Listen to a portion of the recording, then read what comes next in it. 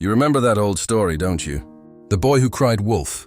He lied over and over, screamed into the valley just to watch people panic and laugh when nothing was there.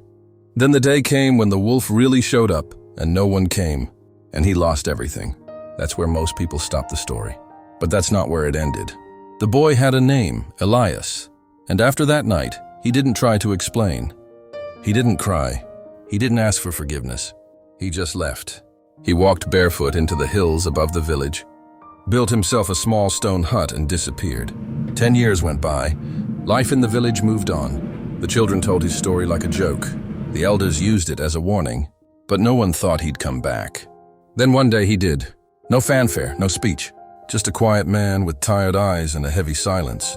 He rented an abandoned shack at the edge of Greyvale and kept to himself. Didn't beg for a second chance. Didn't even ask for trust. But he did start noticing things. The river was rising faster than usual. The dam was weak. He wrote a note, handed it to a kid, and asked him to deliver it to the mayor. It said, "Raise the dam. The flood will come before Wednesday." The mayor, Harold Bram, read it, chuckled, and tossed it into the fire. "Look who's back," he said, "the prophet of doom." And sure enough, by Thursday morning, the river burst through.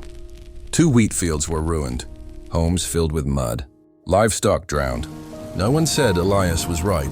They said, well, storms happen. A week later, Elias stood quietly in the village square and said, "You need to move the grain. The southern storehouse is going to catch fire." People didn't laugh this time. But they didn't move the grain either. Some ignored him. Some rolled their eyes.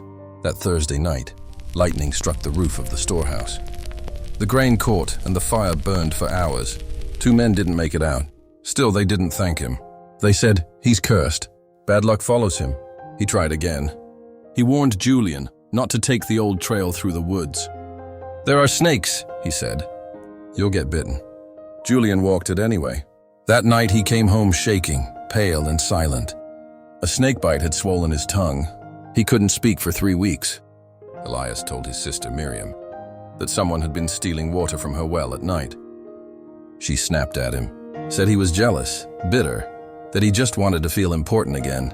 A month later, the well dried up. Still, no one changed. Then one day, Elias wrote something different. He painted it on a wooden board and nailed it in the center of town. "Wolves are coming. Not just one, a pack, organized. They're not after the sheep this time. They're after us. Leave if you can. Lock your homes if you stay." No one laughed.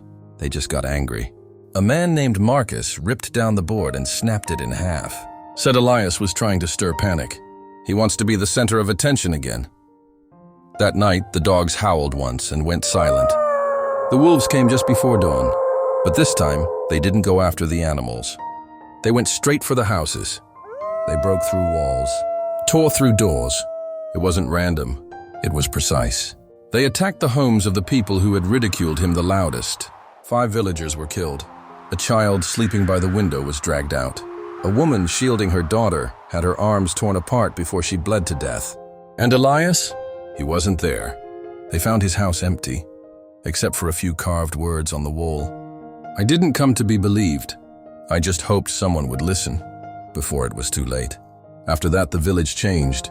They renamed it Hollowbrook, because no one there spoke freely anymore.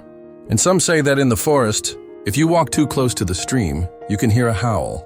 Not an animal, not a wind, but a man still screaming through a throat no one ever wanted to hear.